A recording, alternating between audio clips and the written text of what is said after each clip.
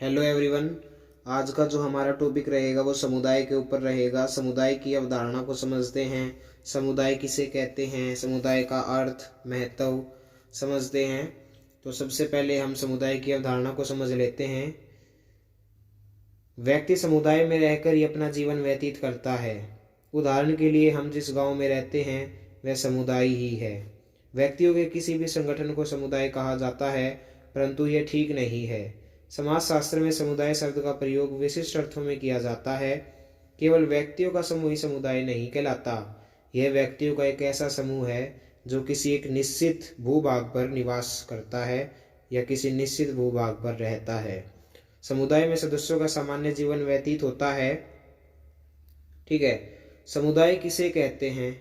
समुदाय व्यक्तियों का एक विशिष्ट समूह है जो कि निश्चित भौगोलिक सीमाओं में निवास करता है, या व्यक्तियों का एक ऐसा समूह है जो किसी निश्चित भूभाग पर निवास करता है। अब समझते हैं समुदाय का अर्थ क्या है।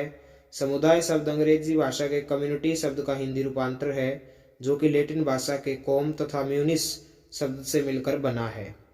यह कॉम शब्द का अर्थ है एक साथ और म्यूनिस शब्द का अर्थ है सेवा करना। अतः समुदाय का शाब्दिक अर्थ है एक साथ सेवा करना। समुदाय व्यक्तियों का वह समूह है जिसमें उनका सामान्य जीवन व्यतीत होता है। इसी आधार पर समुदाय समिति से भिन्न है। समुदाय के निर्माण के लिए व्यक्तियों के समूह के दो बातों का होना अनिवार्य है। एक तो निश्चित भूभाग और इनमें रहने वालों में सामुदायिक भावना का होना। ठीक है, दो बात होना अनिवार्य है, एक निश्चित भूभाग और इनमें रहने वाले सामुदायिक भावना का होना। समुदाय की परिभाषा देखते हैं। बोर्गर्ड्स के अनुसार समुदाय एक ऐसा सामाजिक समूह है जहां रहने वाले लोगों में हम की भावना होती है तथा एक निश्चित भूभाग पर निवास करते हैं। डेविस के अनुसार क्या है? समुदाय सबसे छोटा समूह है जिसमें सामाजिक जीवन के सभी पहलू आ जाते हैं। अर्बन तथा निमकॉफ के अनुसार किसी निश्चित क्षेत्र में रहने वाले सामाजिक जीवन के संपूर्ण संगठन को समुदाय कहा होता है। ठीक है, किसी निश्चित क्षेत्र में रहने वाले सामाजिक जीवन के संपूर्ण संगठन को समुदाय कहा जाता है। ग्रीन के अनुसार व्यक्तियों का वह समूह जो जीवन के सामान्य ढंग को अपनाते हैं एक स्थानीय क्षेत्र समुदाय है। मेंजर के अनुसार वह समाज जो एक निश्चित भूभाग में रहता है समुदाय कहलाता है। बार बार वही डेफिनेशन रिपीट हो रही है कि समुदाय एक ऐसा सामाजिक समूह है जिसमें लोगों में हम की भावना होती है तथा व्यक्ति एक निश्चित भूभाग पर निवास करते हैं। समुदाय की प्रमुख विशेषताएं देखते हैं। महत्व क्या है समुदाय का? सामुदायिक भावना। सामुदायिक भावना ही समुदाय की नींव है।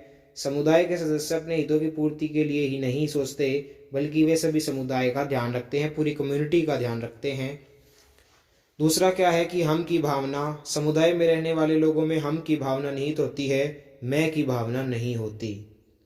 ठीक है, क्योंकि कम्युनिटी में लोग होते हैं तो हम की भावना होती है।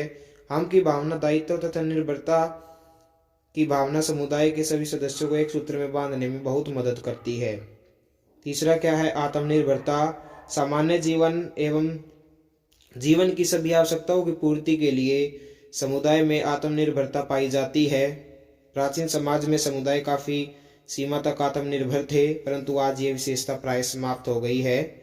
अनिवार्य सदस्यता। समुदाय की सदस्यता अनिवार्य होती है। यह व्यक्तियों की इच्छा व आकांक्षाओं पर निर्भर करती है।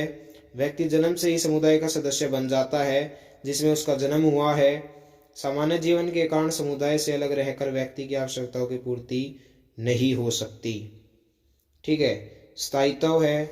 इसकी अवधि व्यक्ति के जीवन से लंबी होती है। व्यक्ति समुदाय में पैदा होता है तथा चले जाता है, लेकिन वह समुदाय से जुड़ा हुआ ही होता है, लेकिन इसके बावजूद समुदाय का अस्तित्व बना रहता है। इसी कारण यह स्थायी संस्था कहलाती है। विशिष्ट नाम है। प्रत्येक समुदाय का कोई ना कोई नाम अवश्य होता है। इस नाम के कारण ही समुदाय की एकता का जन्म होता है। समुदाय का नाम ही व्यक्तियों में अपनेपन की भावना को प्रोत्साहित करता है। ठीक है। सामान्य नियम है। समुदाय की प्रमुख विशेषता यह है कि समुदाय के समस्त सदस्यों के व्यवहार सामान्य नियमों द्वारा नियंत्रित होते हैं। जब सभी व्यक्ति सामान्य नियमों के अंतर्गत कार्य करते हैं तब उनमें समानता की भावना का विकास होता है। यह भावना समुदाय में आपसी सहयोग बढ़ाने में मदद करती है। ठीक है, समुदाय का प्रमुख आधार व्यक्तियों का समूह होता है। ठीक है, बिना कुछ व्यक्तियों के समुदाय की कल्पना नहीं की जा सकती। यदि व्यक्ति नहीं होंगे तो कौन सामान्य उद्देश्य की पूर्ति में हाथ बटाएगा या कौन हम की भावना रखेगा। वास्तव में व्यक्तियों का समूह समुदाय का एक अनिवार्य तत्व है। व्यक्तियों का समूह होना बहुत जरूरी है। निश्चित भौगोलिक क्षेत्र होना बहुत जरूरी है। सामुदायिक भावना होनी जरूरी है। योगदान की भावना होनी जरूरी है। निर्भरता की भावना होनी चाहिए। डिपेंडेंसी फीलिंग मतलब जिसको हम बोलते हैं इंग्लिश में, वो होनी चाहिए। हम की भावना होनी चाहिए। उम्मीद करता हूँ दोस्तों आपको समुदाय के अर्थ समझ आया होगा, महत्व समझ आया होगा। अगर वीडियो अच्छी लगी हो तो लाइक करें, शेयर करें, कमेंट करें। धन्यवाद।